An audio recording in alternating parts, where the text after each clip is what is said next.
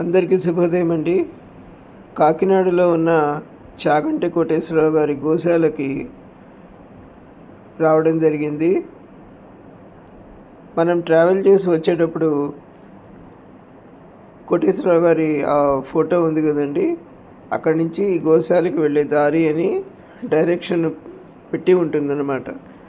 ఆ ఫోటో ఉన్న దగ్గర నుంచి లోపలికి ఇంత దూరం ట్రావెల్ చేసి లోపలికి వెళ్ళాలన్నమాట. ఆ దారంతా పచ్చటి చెట్లు, అందమైన ఇళ్ళు, చాలా బాగుందండి.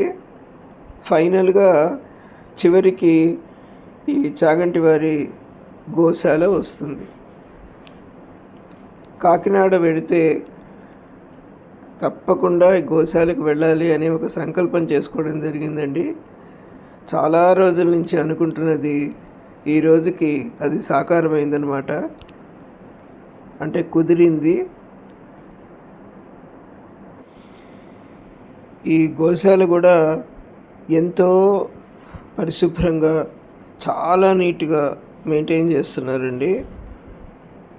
ఈ గోవులు కూడా వాటిని స్నానం చేయించే విధానం కానీ, వాటికి ఈ గడ్డి వేసే విధానం కానీ చాలా అంటే చాలా పవిత్రంగాను చాలా శుద్ధిగాను చేస్తున్నారు.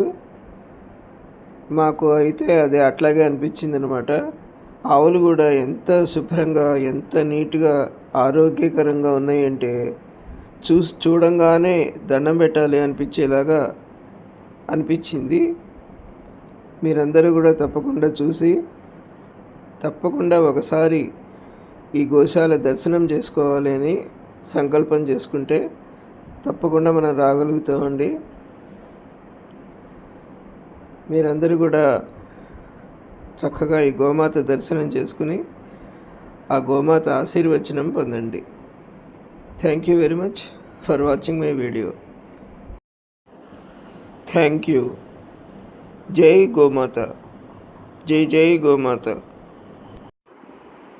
మురహర నగధర ముకుంద మాధవ గరుడగమన పంకజనాభ పరమ పురుష భవభంజన కేశవ నరమృగ శరీర నమో నమో దేవ నారాయణ తే నమో నమో భవ నారద సన్నుత నమో నమో దేవ నారాయణ తే నమో నమో आदिदेव सकलागम पूजित यादव कुल मोहन रूप वेदोधर श्री वेंकटनायक नरमृग शरीर नमो नमो देव नारायण ते नमो नमो भव नारद सन्नुत नमो नमो देव नारायण ते नमो नमो.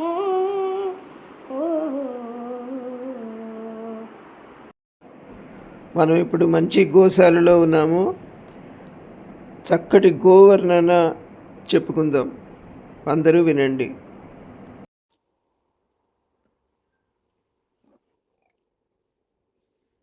గోవర్ణన. గోవు పాదాలు పితృదేవతలు, గొలుసులు తులసీ దళాలు, అడుగులు గంగాజలాలు, గోళ్లు కొండ పర్వతాలు, పిక్కలు పిడిగంటలు, మోకాళ్ళు శాలిగ్రామాలు, తొడలు ద్రౌపదీదేవి, జంగం దానాన అష్టావిధుండు, కుడిమద్రాన గాంధీవముండు, కైవరాన చక్రాలుండు, కంఠాన హరిదండముండు, కడుపున కావేరిని బోలు, డొక్కలు ద్వారపాలకులా బోలు, పక్కలు పరమేశ్వరుని బోలు, జంటగుంట అలంకారమున నాలుగు వేదములున్నవి, నోరు లోకేశ్వరుని బోలు, నాలుక నారాయణుని బోలు, పళ్ళు పార్వతీదేవిని బోలు, తిరుమల పెన్నదేవతలా బోలు, కళ్ళు అగ్రదేవతలా బోలు, చెవులు శంఖ చక్రాల బోలు, నడుము నాగేంద్రుని బోలు, శిరస్సు చంద్రుని బోలు, ముక్కు శిరాదేవి, ముఖం చెష్ట, ప్రేమలతో మీ రోమాలన్నీ లింగాల బోలు, తోక గోదావరిని బోలు, రేపే చుక్కలు మాపే మార్గం, కరి కామధేనుని బోలు, పొదుగు పునరికాక్షలా బోలు, చెడు సప్తసాగములా బోలు, పాలు పంచామృతాలా బోలు, కడుపున వేసినది కమలమున్నది, బొట్టున ధరణీదేవి ఉన్నది, గోమయంలో ఉన్న శ్రీ మహాలక్ష్మి, పంచతములో ఉన్న శ్రీ భాగీరథి, బ్రహ్మదేవుని భార్య సరస్వతీదేవి, శ్రీ మహావిష్ణువు భార్య శ్రీలక్ష్మీదేవి, ధర్మరాజుల వారి భార్య ద్రౌపదీదేవి, శ్రీరాముని వారి భార్య సీతాదేవి, వెంకటేశ్వరుని భార్య అలివేలు మంగమ్మ, ఈశ్వరుని భార్య పార్వతీదేవున్న, ఆడవారంతా ఒకవైపున కూర్చుండి ఆడవారు చేసిన పాపం ఎట్లా మాసలు చెప్పమనిది. ప్రాతకాలమున లేచి గోవర్ణనం చేసిన పంచమహాపాతకముల మాసను అని చెప్పింది. మధ్యాహ్న కాలమున గోవర్ణనం చేస్తే, మధ్యాహ్న కాలముందు గోవర్ణనం చేస్తే మహాపాతకములు మాసలు. సాయంకాల సమయమున గోవర్ణనం చేస్తే శ్రీ మహాలక్ష్మి ఎదురకుండా వచ్చును. అర్ధరాత్రి వేళ గోవర్ణనం చేస్తే భూతపు శాచాలు పారిపోవును. ఏకోజామున గోవర్ణనం చేస్తే యమబాధలు లేవు, యమకింకట్లు లేవు. జాముకుంటే గోవర్ణనం చేస్తే పక్కన ఉన్న బిడ్డకు అంగరక్ష. పొద్దున గోవర్ణనం చేస్తే దేవతలు ఆలకింతులు. ఏకాదశి గోవర్ణనం చేస్తే 7 నెలలు చేసిన పాపము మసులు. అమావాస్య గోవర్ణనం చేస్తే 6 నెలలు చేసిన పాపము మసులు. పౌర్ణమి గోవర్ణనం చేస్తే 3 నెలలు చేసిన పాపము మసులు. నిత్యం గోవర్ణనం చేస్తే నిత్యం చేసిన పాపము మసులు.